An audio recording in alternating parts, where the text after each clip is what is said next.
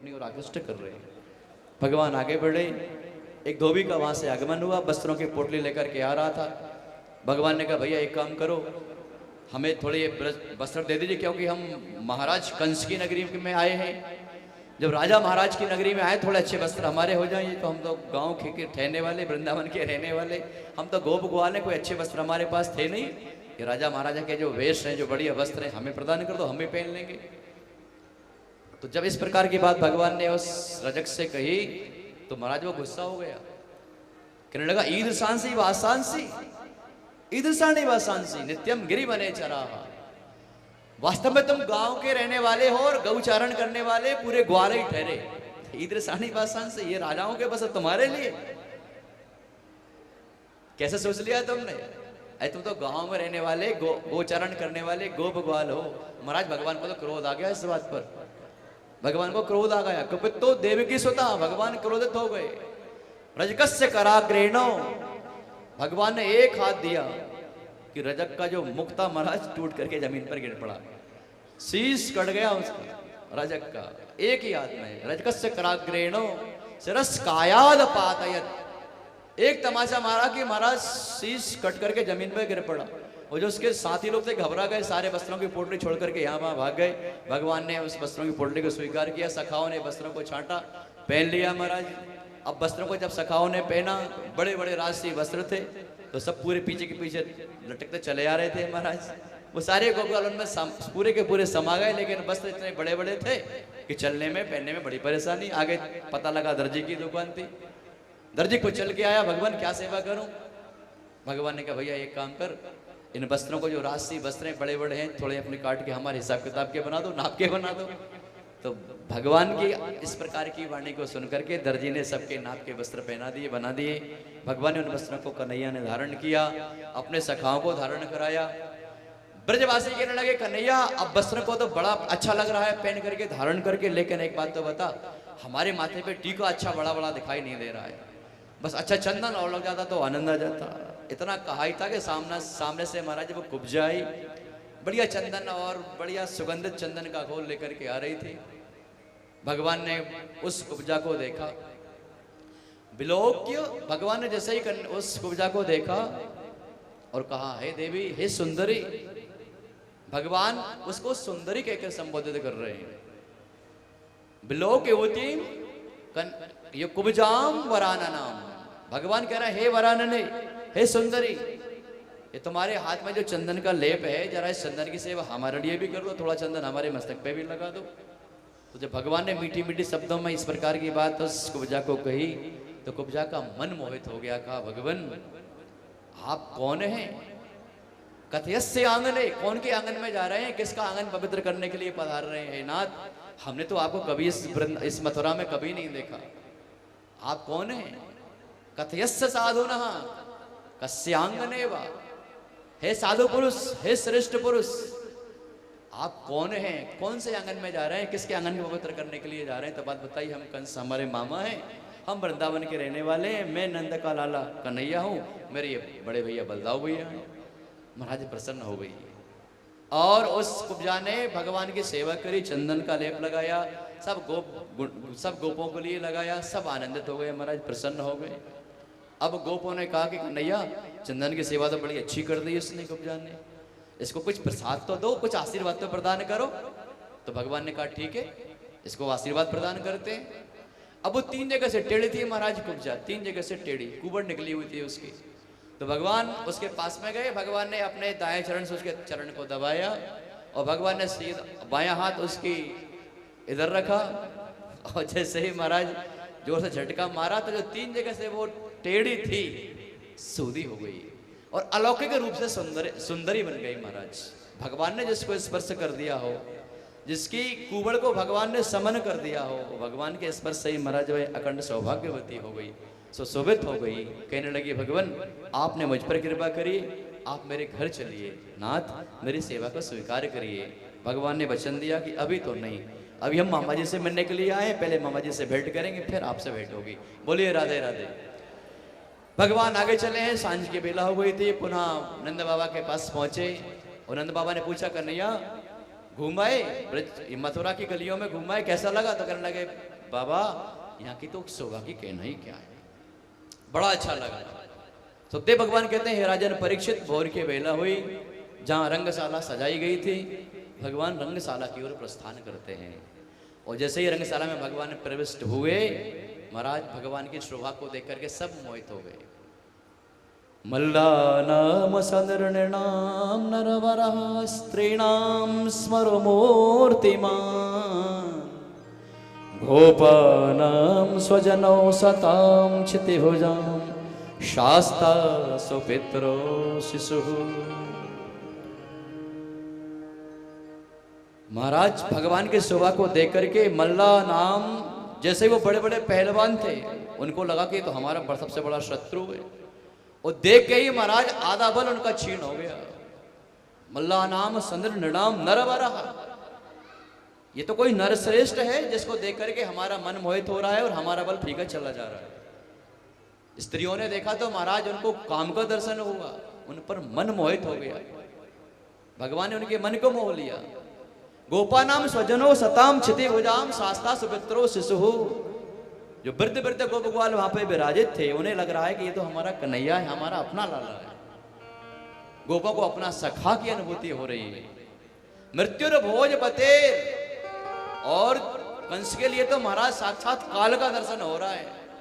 विराट विदुषाम तत्वम परम योगी नाम, तत्व ज्ञाताओं के लिए भगवान योगी के रूप में दर्शन दे रहे हैं।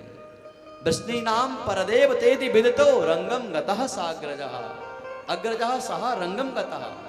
भगवान बलदाव जी के साथ ऐसे शोभित हो रहे हैं, वृष्णि वंशियों के लिए अपने परदेव अर्थात देव के रूप में दिखाई दे रहे हैं। जाकी रही भावना जैसे प्रभु मूरत देखे तिन तैसे। अब तो महाराज भगवान के विविध रूपों को लोगों ने देखा, ब्रजवासियों ने देखा, मन मोहित हो गया। महाराज सीधे चल पड़े भगवान जहां पर धनुष का जो आयोजन किया गया था, रंगशाला में जो धनुष रखा गया था, भगवान ने जाकर के तुरंत ही धनुष को उठाया और क्षण भर में ही महाराज तोड़ दिया। बोले राधे राधे। कंस को वरदान था कि धनुष के इस आयोजन में जिसने ये धनुष उठा लिया, पहले तो कोई कोई उठा नहीं सकता है धनुष को कोई उठा नहीं सकता, और जिसने अगर उठा लिया वह तुझको जिंदा छोड़ नहीं सकता। तो जब कंस को खबर लगी कि महाराज धनुष को तो तोड़ दिया, और नंद के लाला नहीं तोड़ा है, भयभीत हो गया। कुबलया पीड़ हाथी को आगे कर दिया महाराज। भगवान का सामना कुबलया पीड़ हाथी से हुआ और उसको मदिरा सेवन कराई गई थी। वो मदोन्मत्त गज जब महाराज भगवान के सामने आया, भगवान के रास्ता को रोकने लगा, भगवान से युद्ध हुआ। भगवान ने लीला में ही उसके महाराज दांतों को उखाड़ लिया और सहसा लीला में ही हाथी का कुबलया पीड़ हाथी का वध कर दिया। आगे चाड़ूर मुष्टक पहलवान आए महाराज। भगवान ने चाड़ूर का वध किया और मुष्टिक का बलराम जी ने वध कर दिया। और महाराज भगवान कृष्ण और बलदाऊ उसी हाथी के टूटे हाथ को लेकर के जब रंगशाला में प्रविष्ट हुए, बड़े बड़े पहलवानों को जब पछाड़ करके सबको जब ध्वस्त कर दिया, नष्ट कर दिया, सीधे सिंहासन की ओर जब बड़े कंस की ओर, तो कंस घबरा गया। और कंस घबराया और भगवान तुरंत छलांग लगाकर सिंहासन पर कंस के पास पहुंचे और भगवान ने केस पकड़ लिए और कंस को कहा कि तुमको याद है एक बार तुमने मेरी माँ के केस पकड़े थे, आपको स्मरण है? इसी प्रकार आपने माँ के केस पकड़े थे। और महाराज कंस से पहले कुछ कुछ कह पा था। भगवान ने कंस को सिंहासन से उठाया और उठा करके महाराज जमीन पर गिराया। ऊपर से भगवान स्वयं ऊपर के कूद पड़े। छाती पर भगवान कूदे, कंस का प्राणांत हो गया। बोले कंस मर्दन भगवान की। अब तो महाराज सब वृंदावन जो ब्रजवासी थे जय जयकार करने लगे, सब गाने लगे, बांके बिहारी लाल तेरी जय हो मैं, बांके बिहारी लाल तेरी जय हो मैं, तेरी जय हो मैं, जय हो मैं तेरी जय हो मैं, जय हो मैं तेरी जय हो मैं, जय हो मैं तेरी जय हो। श्री बांके बिहारी लाल तेरी जय हो मैं, श्री बांके बिहारी लाल।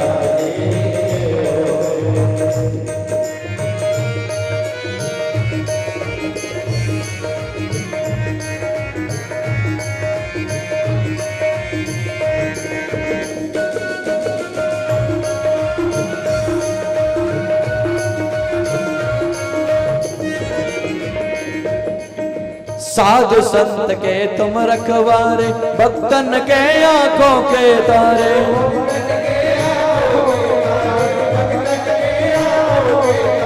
साधु संत के तुम रखवारे, भक्तन के आंखों के तारे।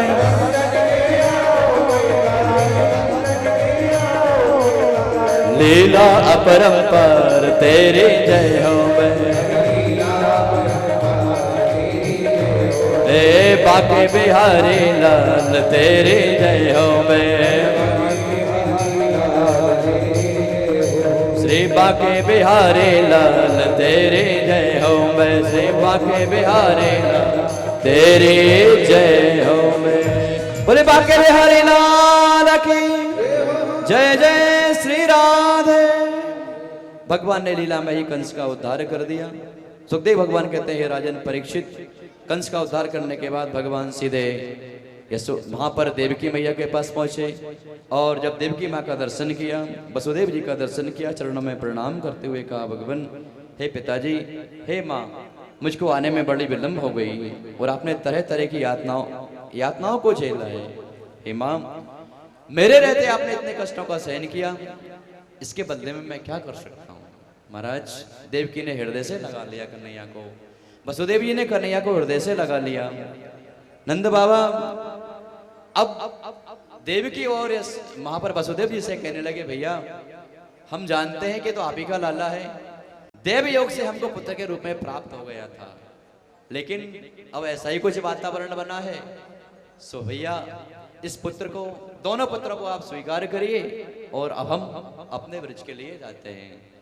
नंद बाबा अपने ब्रजवासियों को लेकर के महाराज वृंदावन पधारे हैं और वसुदेव जी ने यहाँ पर भगवान श्री कृष्ण का यज्ञोपवीत संस्कार करवाया है और उज्जैनी महाराज सांदीपनी आश्रम में शिक्षा अध्ययन के लिए भेजा है और भगवान ने 64 दिन रुक करके शिक्षा अर्जन किए और शिक्षा अर्जन के बाद भगवान ने गुरुदेव के चरणों में प्रणाम करते हुए कहा, गुरुदेव आपके लिए दक्षिणा में मैं कौन सा उपहार दूं, क्या वस्तु प्रदान करूं।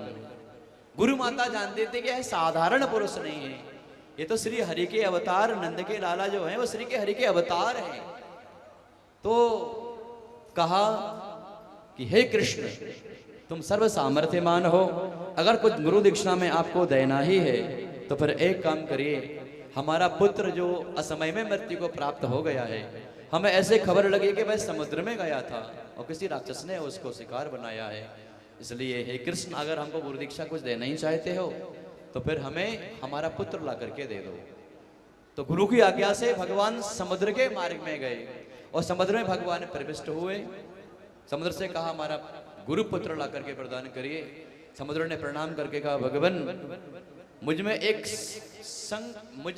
शंकासुर नाम का राक्षस रहता है और महाराज वह पंचजन नाम के शंख में विराज रहता है, वह उसमें शंख में ही वह राक्षस निवास करता है, इसलिए प्रभु उस राक्षस को मारिए और पुत्र को वहीं से प्राप्त आप करिए।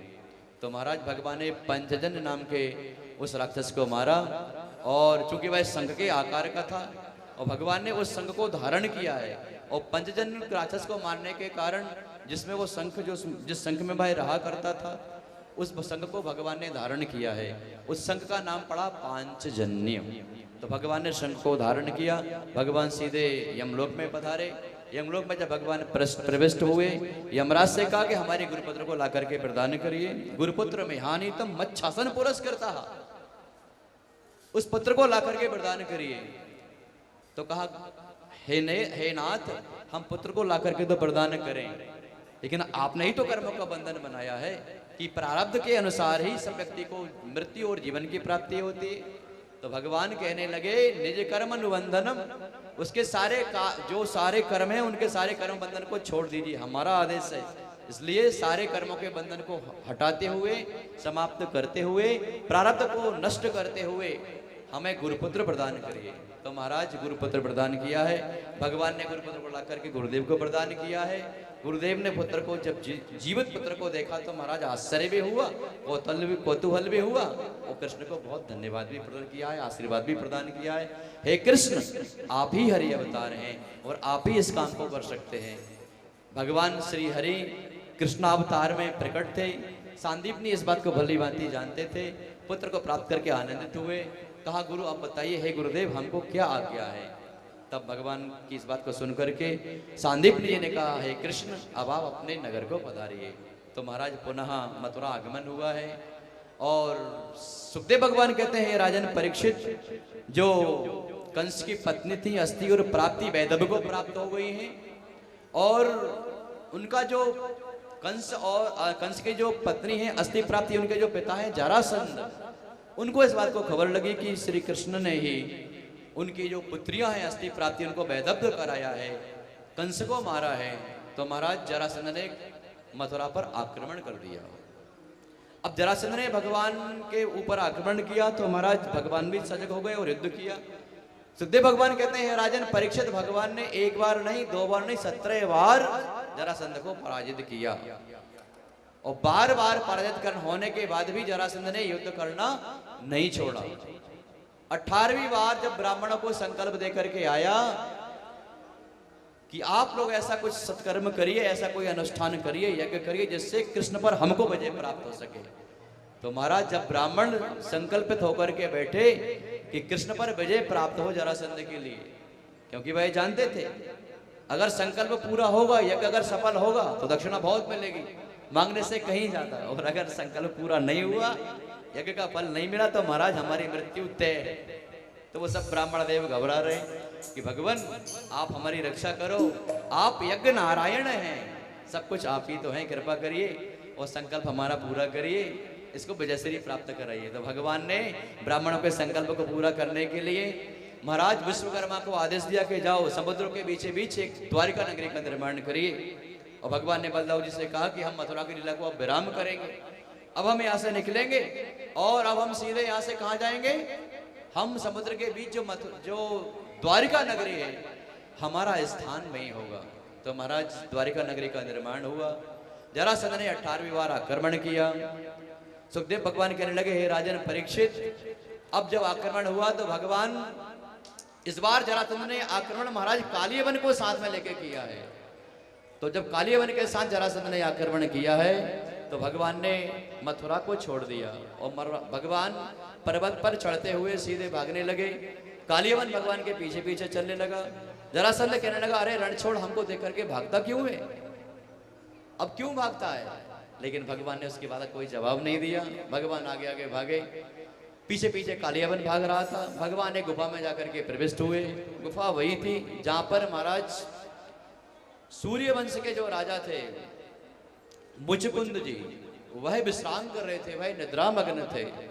और मुचकुंद जी को यह आशीर्वाद था, वरदान था देवताओं से कि तुम नींद भर के सोइए, जब तक आपको विश्राम करना है आप सोइए, बिना इच्छा के कोई अगर जगा देगा, और जिसने आपको बिना इच्छा के जगाया असमय में और आपकी दृष्टि पड़ेगी वह जल करके भस्म हो जाएगा।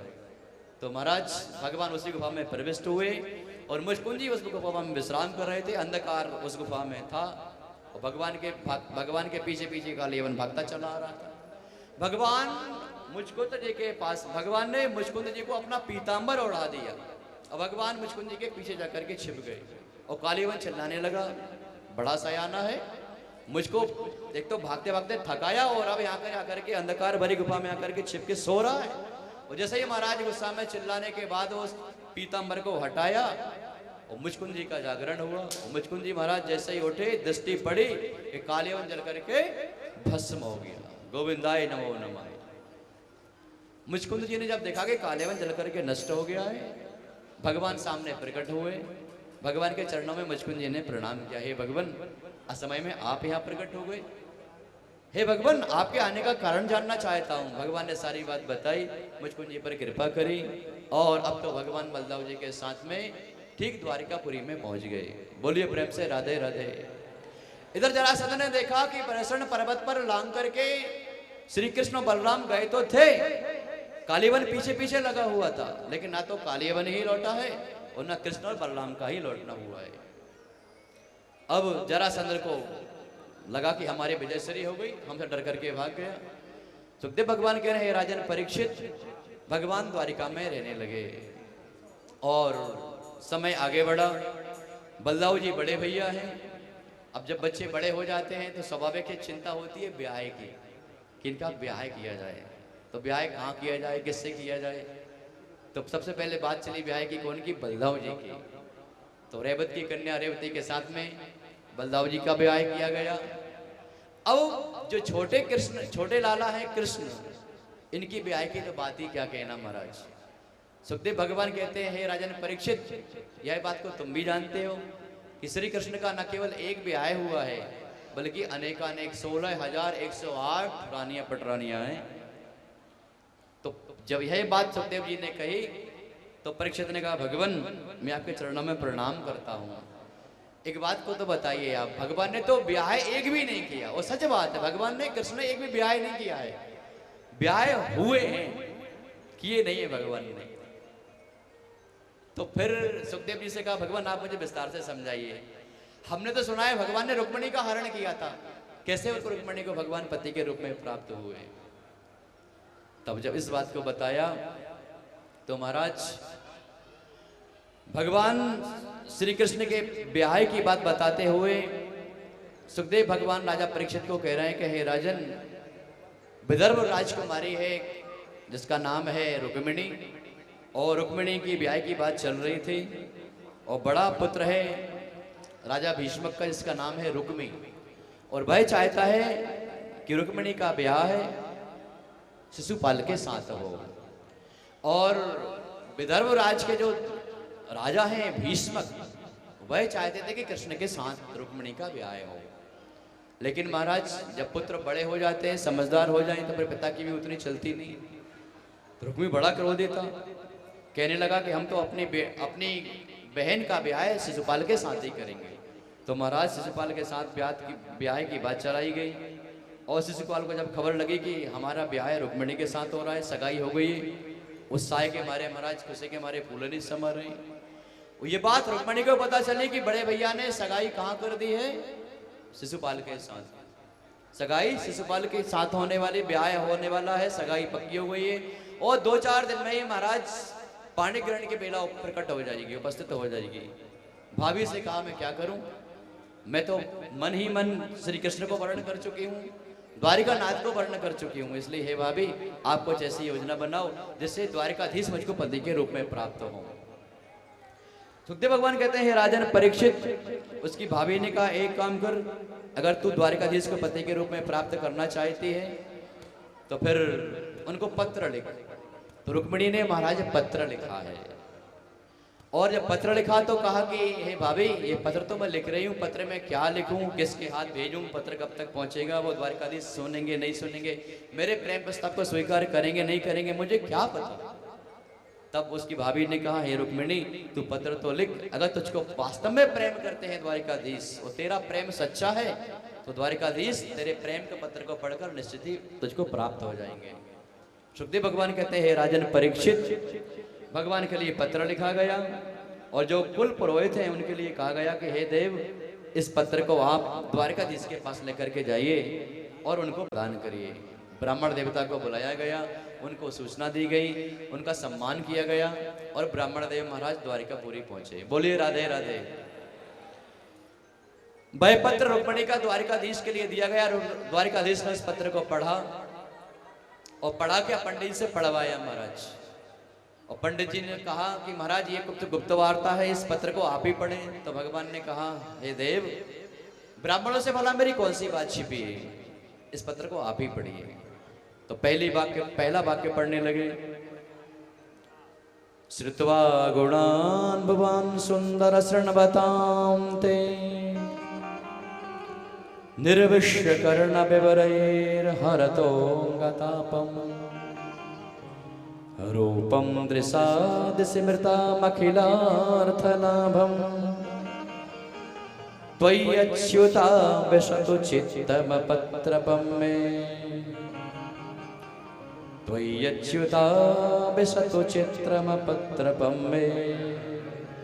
ब्राह्मण पढ़ के कह रहे हैं, प्रभु हे द्वारकाधीश इस पत्र में लिखा है कि हे नाथ आपके गुणानुवादों को सुनकर के मुझे आपके चरणों से प्रेम हो गया है। श्रुत्वा गुणान् भुवन सुंदर शृण्वतां ते, और ऐसा प्रेम हुआ है कि मैंने आपको पति के रूप में स्वीकार कर लिया है। रूपम दृशा दृश्यमता मखिलार्थ लाभम, अगर आपका दर्शन हो जाए तो मेरा जीवन धन्य हो जाए। नाथ, इस पत्र में मैंने कोई शब्द लिख के नहीं भेजे। जय गिरिवर राज किशोरी सौरी जय महेश मुख चंद चकोरी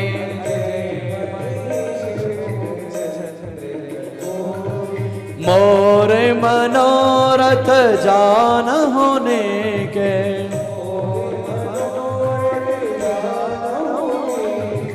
बस हो सदा हो रे पुर सब ही के, सब ही के बस हो सदा और पुर सब ही के, बस हो सदा और पुर सब ही। बार बार प्रार्थना करें कि हे मैया से कृपा करो, वो द्वारकाधीश पधारे। पूजन कर रही थी, मन में बड़ा असंतोष था, पता नहीं कब आएंगे कैसे आएंगे। सखियों के बार बार पूछ रहे, देखो तो सही द्वारकाधीश आए कि नहीं आए। सखियां कह रही हैं अभी तो मुझे कहीं से कहीं तक नहीं दिख रहे हैं, अभी ना कोई रथ दिख रहा है ना कहीं द्वारकाधीश दिख रहे हैं, बस पहरेदारी चारों ओर खड़े हुए हैं और कोई नहीं है, सब जगह पहरेदारी खड़े हुए हैं। और दूसरी सखी जब दूसरी बार देख के आई तो कहने लगी, एक बड़ा सुंदर रथ है और बड़े सुंदर रथ पर और बड़े सुकुमार जो मन को मोहने वाले हैं, ऐसे मैं दिव्य पुरुष का दर्शन करके आई हूँ। और महाराज जब सखी की बात को सुना, गिरजा मैया को प्रणाम करके जैसे ही पीछे मंदिर से नीचे सीढ़ियों से उतरे और जैसे ही दृष्टि महाराज द्वारकाधीश पे गई, मन आकर्षित हो गया। और द्वारकाधीश ने भी महाराज देर नहीं लगाई, द्वारकाधीश तुरंत वहां से दौड़ते दौड़ते आए और महाराज रुक्मिणी का हाथ पकड़ा और रुक्मिणी का हाथ पकड़ करके सब पहरेदार जो खड़े थे देख रहे थे कि रथ की ओर ले गए और महाराज रथ पे ले जा करके रुक्मिणी को बिठाया और सब पहरेदार कहने लगे, पकड़ो पकड़ो पकड़ो, देखो तो सही हमारी राजकुमारी को लेकर के भाग रहा है, पकड़ो पकड़ो पकड़ो। और महाराज पकड़े पकड़ने की बात कहते रहे, रुक्मिणी को भगवान हरण करके रथारूढ़ करके ले गए। रुक्मिणी मंगल भगवान की, रुक्मिणी हरण भगवान की। और महाराज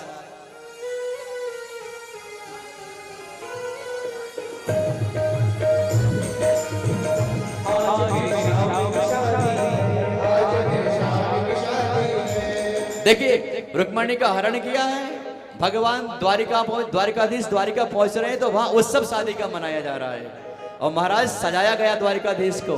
और भाई उत्सव कैसे सजाया गया है, आइए। मेरे श्याम के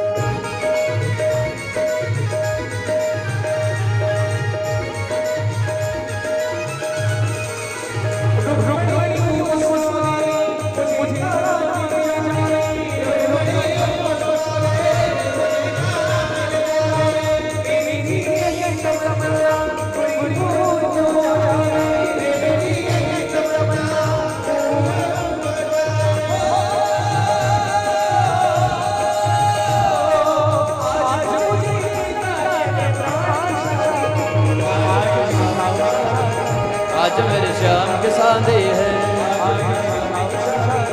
आज मेरे श्याम की शादी है।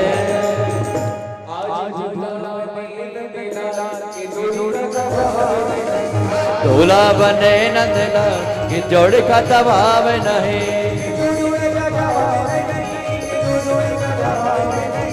जोड़ी का जवाब नहीं, जोड़ी का जवाब नहीं। आज जोड़ा बने जोड़ी का जवाब नहीं।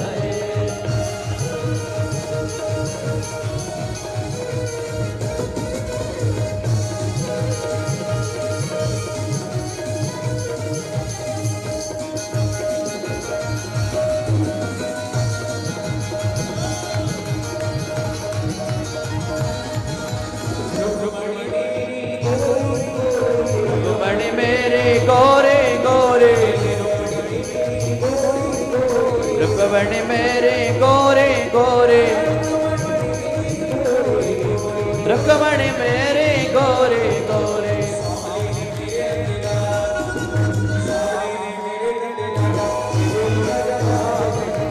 सावन ने नंदना ये जोड़ का जवाब नहीं।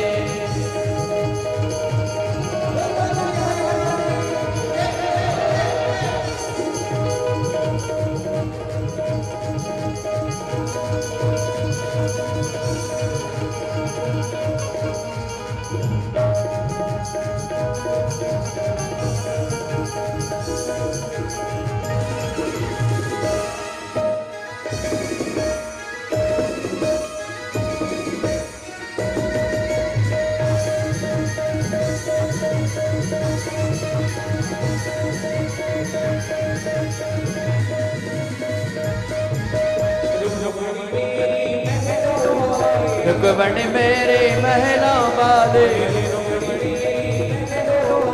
रुक्मणी मेरे महलों वाले।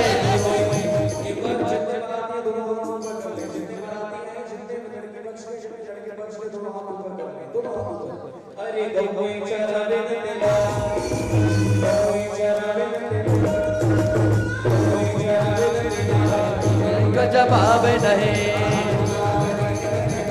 इनका जवाब नहीं।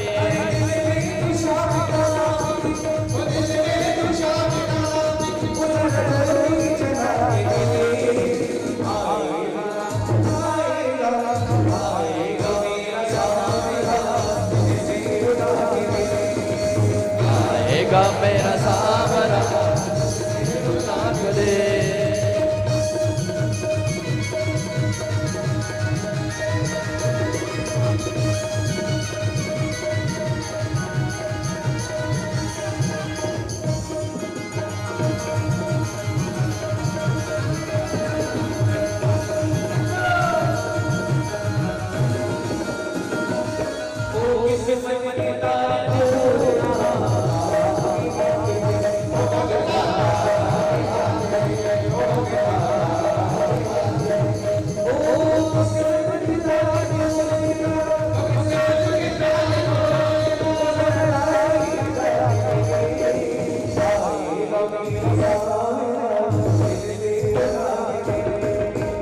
आएगा मेरा सावरा दिल से बुला के दे,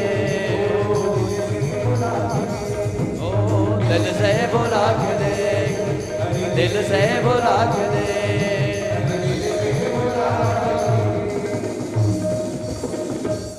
जब भगवान द्वारिका पहुंचे तो महाराज मंगल वेला उपस्थित हो गई, ब्याह होने लगा, ब्राह्मणों ने वेदोच्चार किया, वरमाला होने लगी, चरणों का पूजन होने लगा, चरण पखोड़ने लगे। आइए उस मंगल वेला का दर्शन करें जहां वेदोच्चार हो रहा है।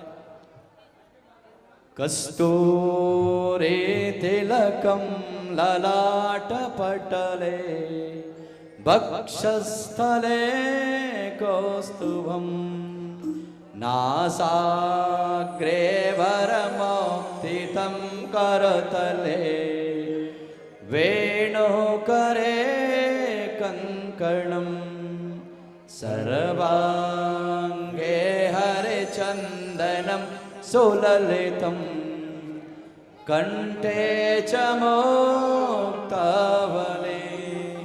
गोपस्त्रे परिवेष्टितो विजयते गोपालचूडामणि ॐ सहस्रशिरे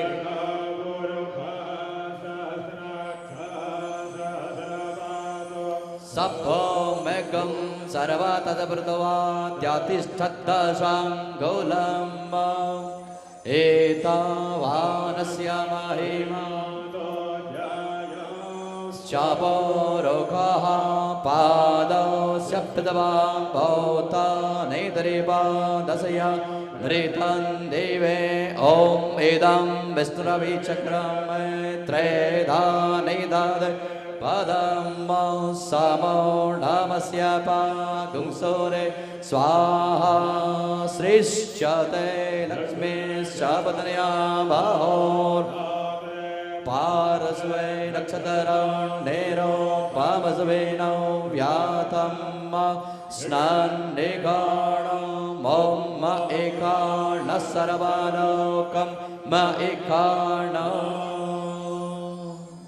महाराज पुष्पहार पहना दिया और भगवान श्री कृष्ण ने उद्धव के द्वारा जो संवाद गोपिकाओं और उद्धव का जो संवाद हुआ इसको भ्रमर गीत कहा जाता है। कल हम विस्तार से इस विषय पे चर्चा करेंगे और 16,108 जो ब्याह होंगे उन सारे ब्याहों की चर्चा, साथ में भागवत जी का सार, सुदामा जी का चरित्र हम सब श्रवण करेंगे और भागवत जी की पूर्णाहुति का क्रम पूरा होगा। आइए सष्टम दिवस की ये सत्संग का पुष्प हम ठाकुर जी के चरणों में समर्पित करते हैं और आरती का दर्शन करते हैं। और हमारा निवेदन जो यजमान परिवार के सभी सदस्यगण हैं, संबंधीगण हैं, वो सब रुक्मिणी और भगवान द्वारकाधीश का पूजन आरती के बाद करेंगे। आरती के बाद जो उनको भेंट देना है उनको भेंट प्रदान करेंगे, जो स्वागत करना है पूजन करना है आरती के बाद करेंगे। सबसे निवेदन अपने अपने स्थान पर खड़े होंगे, हम सब मिलकर के आरती का दर्शन करेंगे। पूजन का क्रम चलता रहेगा, आरती के बाद भी चरणों की पूजन चलती रहेगी। बोलिए राधे राधे, बोलिए भागवत भगवान की। आरती की तैयारी करेंगे आचार्यगण।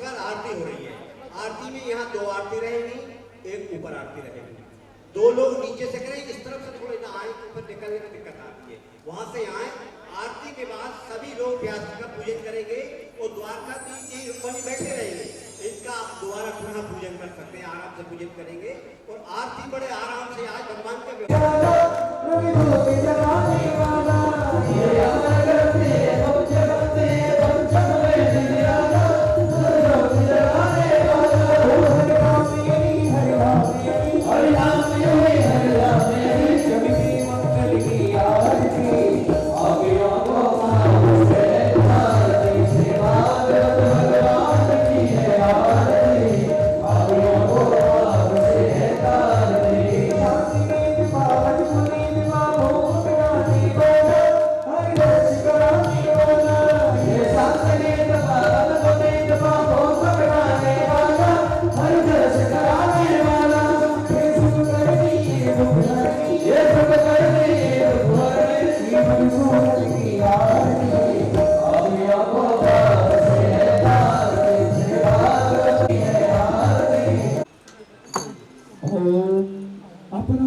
सहस्राणि क्रियते अनुशम्मया दासो मिति मां मत्वा क्षमस्व परमेश्वरा। हे भगवान नारायण, आप तो सर्वशक्तिमान हैं, आपका कोई आदि मध्य अंत नहीं है। संपूर्ण सृष्टि के भगवान कौन है? पालन करता। मैंने तो अपराध इतने किए, इनकी कोई अचम्भ है। आचार्य जी का पूजन करेंगे और चाय पिएंगे। हाँ, पहले ब्राह्मण पूजन और फिर चाय।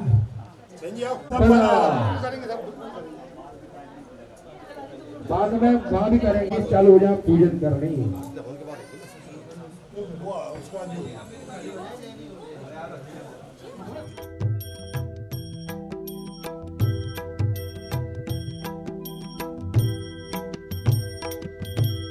हरि बोल, हरि बोल, हरि हरि बोल, हरि बोल, हरि बोल, हरि हरि बोल, हरि बोल, हरि बोल, हरि हरि बोल, हरि बोल, हरि बोल, हरि हरि बोल। मुकुंद माधव गोविंद बोल, मुकुंद माधव गोविंद बोल, मुकुंद माधव गोविंद बोल, मुकुंद माधव गोविंद बोल, केशव माधव गोविंद बोल, केशव माधव गोविंद बोल, केशव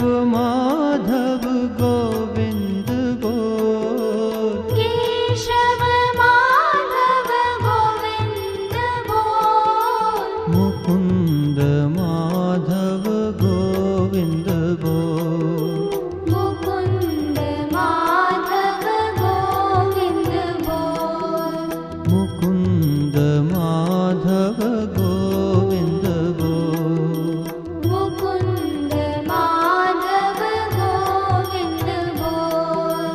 हरि बोल, हरि बोल, हरि हरि बोल, हरि बोल, हरि बोल, हरि हरि बोल, हरि बोल, हरि बोल, हरि हरि बोल, हरि बोल, हरि बोल, हरि हरि बोल।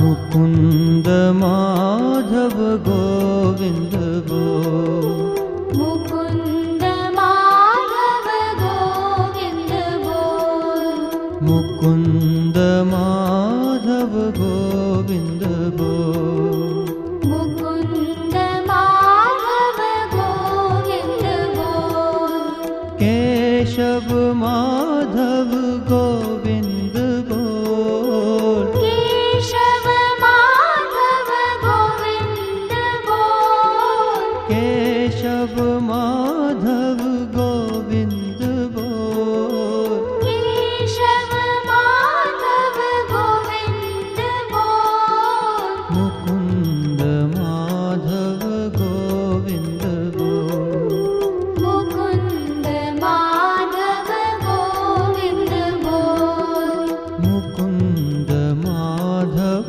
गोविंद बोल, मुकुंद माधव गोविंद बोल। हरि बोल, हरि बोल, हरि हरि बोल, हरि बोल, हरि बोल, हरि हरि बोल, हरि बोल, हरि बोल, हरि हरि बोल, हरि बोल, हरि बोल, हरि हरि बोल। मुकुंद माधव गोविंद बोल, मुकुंद माधव गोविंद बोल, मुकुंद माधव गोविंद बोल, मुकुंद माधव गोविंद बोल, केशव माधव गोविंद बोल, केशव माधव गोविंद बोल, केशव माधव गोविंद बोल,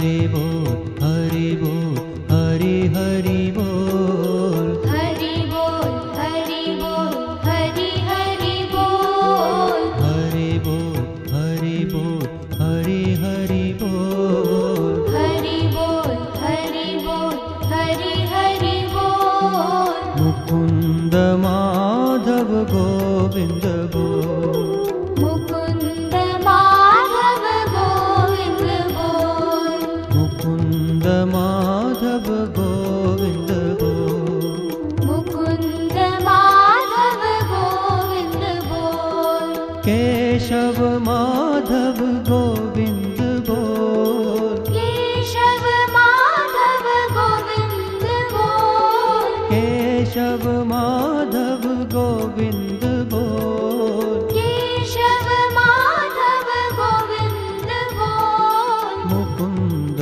माधव गोविंद बोल मुकुंद माधव गोविंद बोल मुकुंद माधव गोविंद बोल मुकुंद माधव गोविंद बोल हरि बोल हरि बोल हरि हरि बोल हरि बोल हरि बोल हरि हरि बोल हरि बोल हरि बोल हरि हरि बोल हरि बोल हरि बोल हरि हरि बोल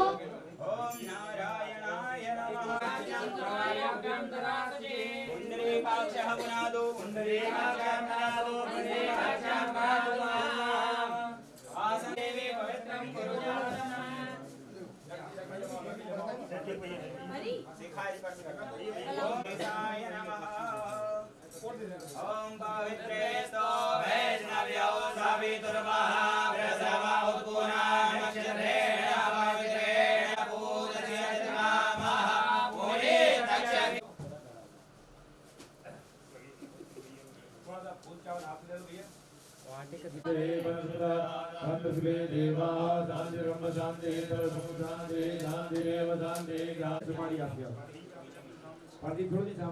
चलिए थोड़ा सा फूल चावल जल्दी हाथ में पर नमः हो गया। 3 बार भगवान विष्णु के नाम बोल लीजिए। पूर्ण संकल्प परिपूर्णार्थ। अरे भैया ये पूजन टाइम है। अरे भैया एक फूल ले लो, जल में डालते सभी सामान लगाइए और बड़े नमः एकदम तीर्ण सर्वोपचारार्थ जल गंध प्राणी समर्पयामि नमः। ब्रह्मा जी पर छोड़ दीजिए भैया वहां पुनः पहले फूल लीजिए। दानि रहे परम मामिहि कोटिके नमः पाल्पयं पतुते नमः जाते अपारगासनि दयानन्दवा शंकराय च महेश्वराय च नमः शिवाय शिवताय च भगवतेषां सदाशिवाय नमः गन्धादि सम्पूज्य पुनः अग्नि प्रज्वलित कर लो भैया।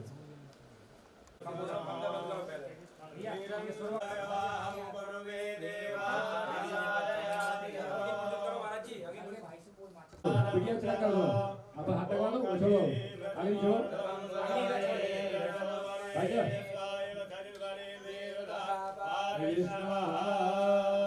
उस बिटिया को तिलक कर दो बेटा। अरे भैया उसे तिलक कर दो थोड़ा सा। हाँ ऐसे नहीं है ऐसे। ओम अग्नये स्वाहा इदम अग्नये नमो। ओम प्रजापतये स्वाहा पतये नमो। ओम विश्वेभ्यो देवेभ्यो स्वाहा इदम विश्वेभ्यो देवेभ्यो नमः। ओम अग्नि सृष्टिकर्ताये स्वाहा। और चित्र बात नहीं फटो कर लो कर लो।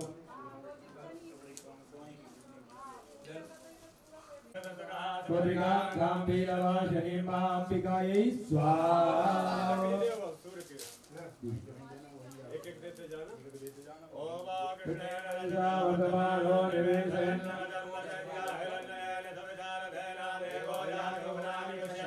ओम दिव्य सूर्याय स्वाहा।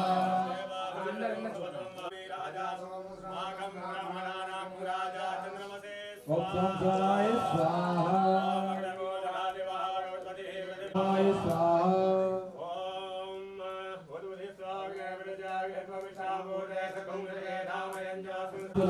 स्वाहा। प्रेम बृहस्पतये स्वाहा करिसुतोरसं ब्रह्मणाभिविश्रुतं पयः सोमं प्रजापतिः तेन सतमिन्द्रियां विपालकुं शुक्रमन्दवीरविषयावो भवन्तु वीरय संयोरविश्रवन्तु ओम संतरीश्वराय स्वाहा स्वाहा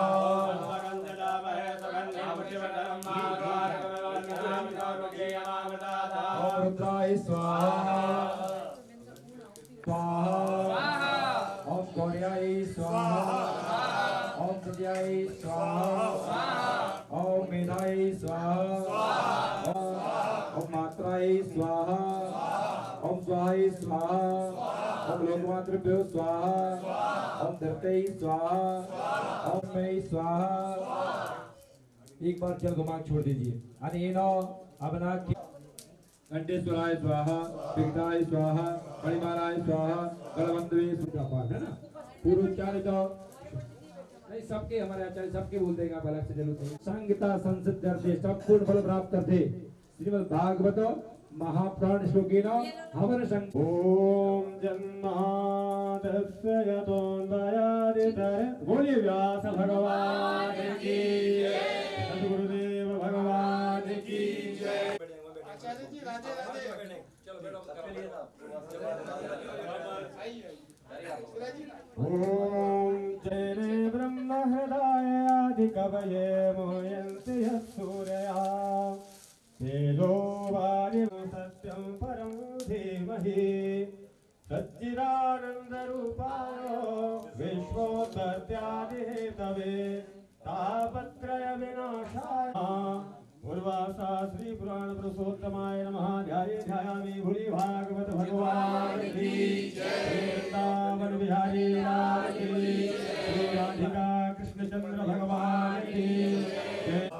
ओम सुतोवाच स्वाहा ओम रमाय महते रमः कृष्णाय वेदसे ब्राह्मणेभ्यो नमस्कृत्वा धर्माय दक्षिणातना स्वाहा ओम कृष्णं विप्रो विष्णु त्रितमद्भुतं मत्र ब्रह्मपरं गह्यं जगतः प्रभवाप्ययं ज्ञानं तदुपाख्यानं लोकं विज्ञानसंयुतं स्वाहा ओम भक्तियोगा समाख्यातो वैराग्यं तदाश्रयं वरादिर्षय विप्रभावात् परीक्षितः सुखस्य ब्रह्मणस्वस्य संवादस्य परीक्षितः स्वाहा ओम योग धारण योग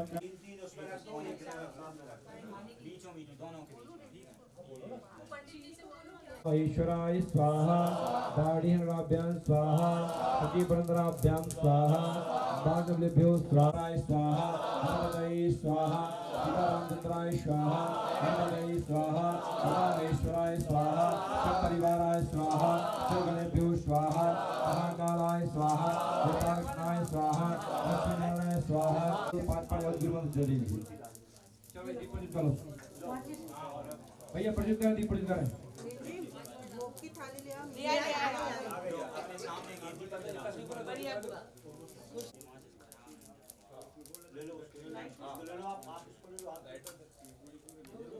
भैया दो पूड़ी पे खीर रखते और इस पे नारियल वो गोला पूर्णावती वाला यही रखा है बस। दो पूड़ी रख दो, उस पे थोड़ा खीर दबा रख दो। हलवा हलवा नमः। एक बार घुमा के सामने छोड़ दीजिए बस। आप लोग हाथ जोड़ लो। हरी भैया 4 बार जब थाली में कलावा घुमा के रख दो। कलावा है पंडित जी, कलावा है।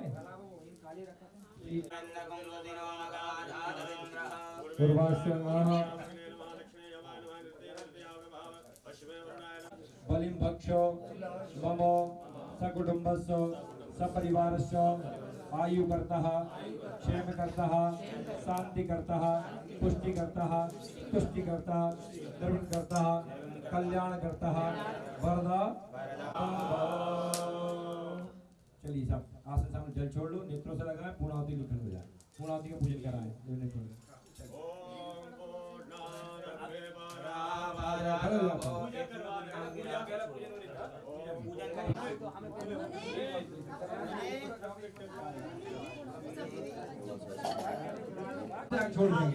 छोड़ देंगे, लेना आहुति लेना आहुति लेना, आगे छोड़ देंगे।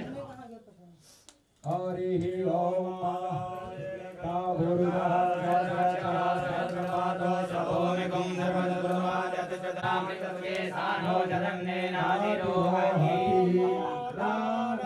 देवा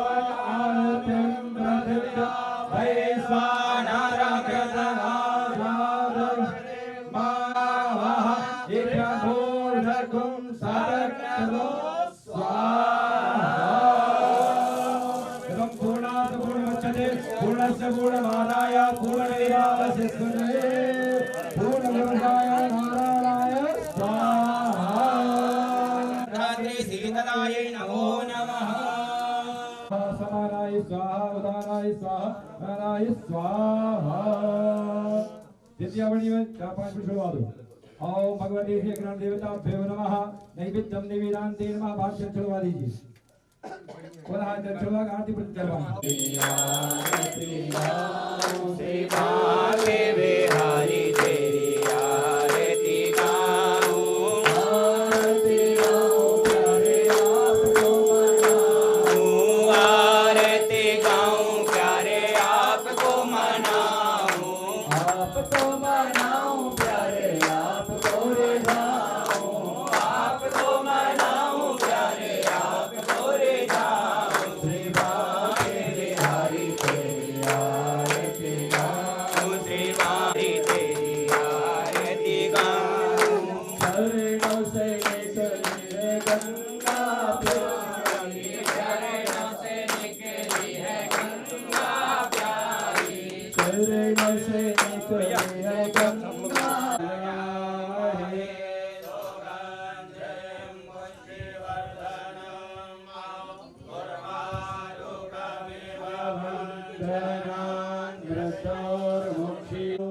सबको भस्म लग गई चलिए हरी भैया बैठो इधर बढ़िया जल्दी सामने आओ इनका फोन पे भी है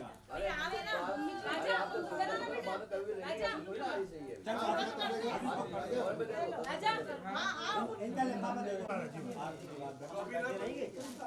भैया तैयार हो जिन जिन को तिलक होती है उठते जाए वो चलिए भैया हाँ उनको बांटो वो साड़ी भी दे देना उनको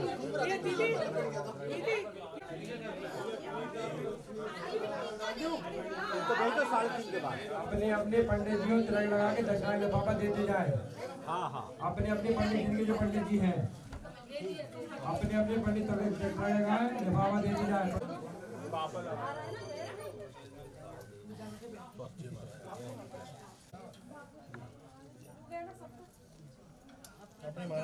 अब आपके पंडित तक पहुंच जाओ कहाँ राजा भाई हाँ ये पहुंच जाओ उनके पास आपका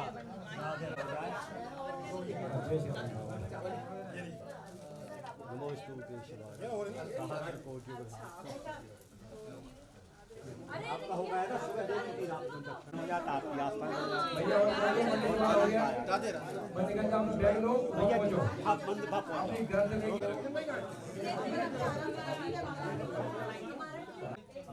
साड़ी लाओ